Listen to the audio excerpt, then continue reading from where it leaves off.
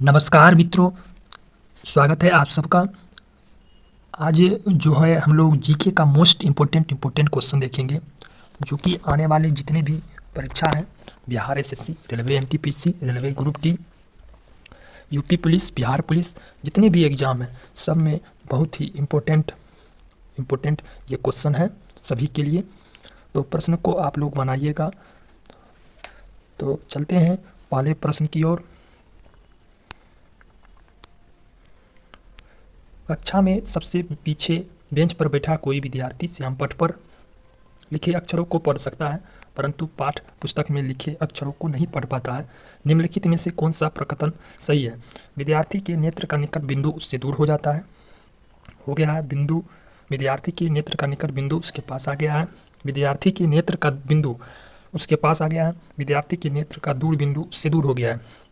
तो जब हमें नज़दीक का चीज़ नहीं दिखता है, दूर का चीज़ दिखता है, तो उसमें जो है आप उसको दूर दृष्टि दोष बोला जाता है।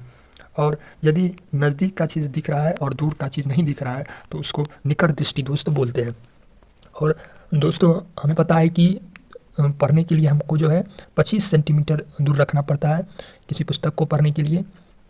और तो यहाँ जो है ऑप्शन नंबर ये जो है, विद्यार्थी की नेत्र का निकट बिंदु उससे दूर हो गया। नेत्र का जो निकट बिंदु है उससे दूर होगा, जिससे ब्लैक बोर्ड पर जो लिखा हुआ है उसको पढ़ सकते हैं, लेकिन नज़दीक वाला नहीं पढ़ सकते, मतलब दूर दृष्टि हो गया। तो नेत्र का निकट का बिंदु उससे दूर हो गया है, जिस वजह से जो है विद्यार्थी को नहीं दिखता है। तो और यहाँ मैं बात करूँ तो मायोपिया जो है उत्तल लेंस का जो है, उत्तल लेंस के लिए मायोपिया जो है अवतल लेंस लगाया जाता है। मायोपिया में, हाइपरमेट्रोपिया में उत्तल लेंस लगाया जाता है, और बिंदुकता में बेलनाकार लेंस लगाया जाता है। प्रेस बायोपिया में बायोफोकल लेंस लगाया जाता है। उत्तल लेंस की जो है फोकस दूरी हमेशा पॉजिटिव होता है, धनात्मक होता है। उत्तल लेंस को रीडिंग ग्लास भी बोला जाता है। रीडिंग ग्लास जो है उत्तल लेंस को बोला जाता है। अब चलते हैं अगले प्रश्न की ओर। निम्नलिखित में से आर्किमिडीज के सिद्धांत पर आधारित नहीं है। आर्किमिडीज के जो सिद्धांत है उस पर आधारित नहीं है। जहाज और पनडुब्बियों की डिजाइन, हवाई जहाज के पंखों की डिजाइन, हाइड्रोमीटर, इलेक्ट्रोमीटर। तो दोस्तों, जब कोई वस्तु किसी द्रव में अंशतः या पूर्णतः डुबाया जाता है तो वस्तु के भार में आभासी कमी आती है, और यह आभासी कमी जो है वस्तु द्वारा हटाए गए द्रव के भार के बराबर होता है। इसी को आर्किमिडीज का सिद्धांत कहा जाता है। तो आर्किमिडीज के सिद्धांत के लिए जहाज और पनडुब्बी की डिजाइन जो है, इसमें जो आर्किमिडीज का सिद्धांत लगता है। हाइड्रोमीटर में जो है आर्किमिडीज का सिद्धांत लगता है। इलेक्ट्रोमीटर में आर्किमिडीज का सिद्धांत लगता है। जबकि हवाई जहाज के पंखों की डिजाइन जो है उसमें आर्किमिडीज का सिद्धांत नहीं लगता है, उसमें बर्नौली का सिद्धांत लगता है। तो ऑप्शन नंबर बी जो है इसका सही आंसर होगा। अगला प्रश्न में जाते हैं कि जापान संयुक्त राष्ट्र संघ का सदस्य कब बना? तो इसका ऑप्शन दिया हुआ है 1945, 1954, 1956, 1960। तो 1956 में जापान जो है 1956 में संयुक्त राष्ट्र का सदस्य बना। संयुक्त राष्ट्र की स्थापना जो है 24 अक्टूबर 1945 में हुई थी। 24 अक्टूबर 1945 में संयुक्त राष्ट्र की स्थापना हुई थी, और भारत जो है 30 अक्टूबर 1945 को संयुक्त राष्ट्र का सदस्य बना। संयुक्त राष्ट्र के सदस्य राष्ट्रों की संख्या जो है 193 है, और 193 जो है देश जो है दक्षिणी सूडान है। आप चलते हैं अगले प्रश्न की ओर। दोस्तों, वीडियो पसंद आए तो वीडियो को लाइक कीजिएगा, और चैनल को सब्सक्राइब करके बेल आइकन को दबा लीजिएगा, ताकि आने वाले इस तरह के सीरीज के नोटिफिकेशन जो है आप तक सबसे पहले पहुंच जाए। इसमें कहता है कि भारत में निम्नलिखित में से किस बंदरगाह का नया नामकरण करते हुए दीनदयाल बंदरगाह नाम रखा गया है? तूतीकोरन बंदरगाह, कोचीन बंदरगाह, कांडला बंदरगाह, कामराज बंदरगाह। ये 4 ऑप्शन दिया हुआ है। 4 ऑप्शन में आपको मैच करना है कि कौन सा ऑप्शन होगा। तो भारत में जो है कांडला बंदरगाह को जो है दीनदयाल बंदरगाह नाम रखा गया है। कांडला बंदरगाह जो है एक ज्वारीय बंदरगाह है। कांडला बंदरगाह जो मुक्त व्यापार घोषित कर दिया गया था कांडला बंदरगाह को, और कांडला बंदरगाह जो है गुजरात के कच्छ की खाड़ी में स्थित है। तूतीकोरन बंदरगाह जो है आपको तमिलनाडु राज्य में स्थित है। कोचीन बंदरगाह जो है केरल राज्य में स्थित है। कामराज बंदरगाह जो है और एन्नोर बंदरगाह तमिलनाडु राज्य में स्थित है। और कोलकाता बंदरगाह का नाम बदल के जो है श्याम प्रसाद मुखर्जी रखा गया था बंदरगाह। तो इसका सही उत्तर होगा कांडला बंदरगाह। अगले प्रश्न की ओर चलते हैं। 1939 में फॉरवर्ड ब्लॉक की स्थापना किसने की थी? महात्मा गांधी, जवाहरलाल नेहरू, सरदार वल्लभ भाई पटेल, सुभाष चंद्र बोस। इसका सही उत्तर क्या होगा? सही उत्तर इसका सुभाष चंद्र बोस होगा। फॉरवर्ड ब्लॉक की स्थापना 1939 में सुभाष चंद्र बोस ने की थी। 1939 के कांग्रेस के त्रिपुरी अधिवेशन की अध्यक्षता से इस्तीफा जब दिया गया था, उसके बाद फॉरवर्ड ब्लॉक की घोषणा की गई थी। और फॉरवर्ड ब्लॉक जो है समाजवादी विचारधारा से संबंधित है।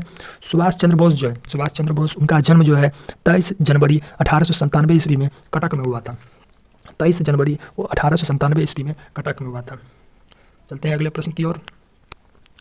निम्नलिखित में से कौन सा अनुच्छेद संपत्ति के अधिकार से संबंधित है? अनुच्छेद 285 है, अनुच्छेद 292, अनुच्छेद 300 है, अनुच्छेद 322। तो संपत्ति का अधिकार जो है अनुच्छेद 300A है। 300A जो है संपत्ति के अधिकार है।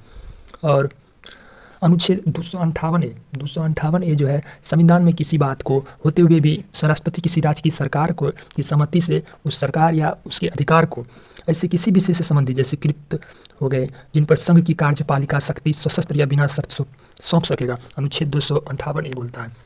292 जो है अनुच्छेद 292 केंद्र सरकार द्वारा ऋण लेने से संबंधित है। और 293 जबकि राज्यों द्वारा ऋण लिए जाने वाले संबंध में प्रावधान है। 322 अनुच्छेद जो है वह लोक सेवा आयोग के व्यय का ब्यौरा है। 322 जो है लोकसभा के व्यय का ब्यौरा देता है, अनुच्छेद 322। चलते हैं अगले प्रश्न की ओर।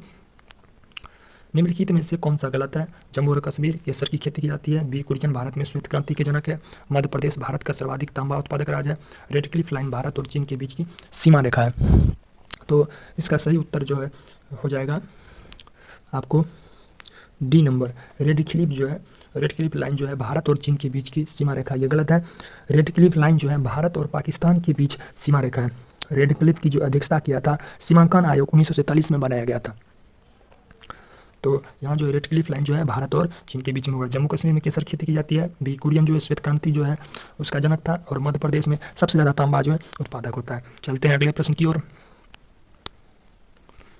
निम्नलिखित में से कौन सा कर केंद्र सरकार द्वारा संग्रहित नहीं किए जाते हैं? केंद्र सरकार द्वारा कर जो है संपदा शुल्क, सीमा शुल्क, उत्पाद शुल्क, वृत्ति कर और स्टाम्प शुल्क। तो इसका सही उत्तर हो जाएगा वृत्ति कर और स्टाम्प शुल्क जो है राज्य सरकार द्वारा संग्रहित किया गया, ये केंद्र सरकार द्वारा नहीं किया गया। तो इस भारतीय संविधान में जो है केंद्र सरकार, राज्य सरकार, नगर पालिका और पंचायती राज को कर लगाने का अधिकार है। कुछ करों के बारे में विशेष उपबंध किया गया है। अनुच्छेद 270 के अनुसार जो है अनुच्छेद 270 के अनुसार कुछ कर केंद्र द्वारा लगाया गया और उगाही किया जाता है, लेकिन केंद्र सरकार और राज्य सरकार बीच राजस्व का बंटवारा हो जाता है। जबकि अनुच्छेद 269 के अनुसार कुछ का केंद्र सरकार द्वारा लगाया गया उगाया जाता है, लेकिन राज्य सरकार को पूरा कर दिया जाता है। तो इसका सही उत्तर ये जो है वृत्ति और स्टाम्प शुल्क जो है राज्य सरकार द्वारा लगाया गया है। चलते हैं अगले प्रश्न की ओर। निम्नलिखित में से कौन सा पर्वत शिखर पूर्वी घाटी में स्थित है? डोडाबेटा, अन्नाईमुड़ी, महेंद्रगिरी, मुकुटथी। तो इसका सही उत्तर क्या हो जाएगा? इसका सही उत्तर हो जाएगा महेंद्रगिरी। महेंद्रगिरी पर्वत शिखर जो है पूर्वी घाटी में स्थित है। पूर्वी घाटी में ये जो है दूसरी सर्वोच्च शिखर है, जबकि पहली सर्वोच्च उच्चतम चोटी जो है जिंडागाडा है। जिंडागाडा जिसका 1690 मीटर दूरी है, जिंडागाडा। और महेंद्रगिरी जो है उड़ीसा राज्य में है, जो गंजाम जिले में पड़ता है। अब दक्षिण भारत का सर्वोच्च शिखर जो है अन्नाईमुड़ी है, जबकि दूसरा जो है पहला हो गया अन्नाईमुड़ी और दूसरा जो है डोडाबेटा है। चलते हैं अगले प्रश्न की ओर। भारतीय संविधान के निम्नलिखित में किस अनुच्छेद में संसद के दोनों सदनों की संयुक्त बैठक का प्रावधान किया गया है? तो भारत के संविधान के अनुच्छेद 108 में संसद के दोनों सदनों की संयुक्त बैठक का प्रावधान किया गया है।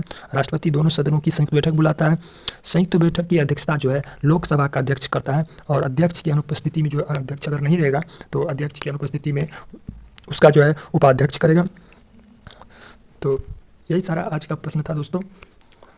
आपका कितना स्कोर रहा ये आप कमेंट बॉक्स में ज़रूर बताइएगा। और अगर इस वीडियो का PDF चाहिए, इस क्वेश्चन का PDF चाहिए तो टेलीग्राम चैनल पर जाइए। टेलीग्राम चैनल का लिंक इसी वीडियो की डिस्क्रिप्शन में दे दिया गया है।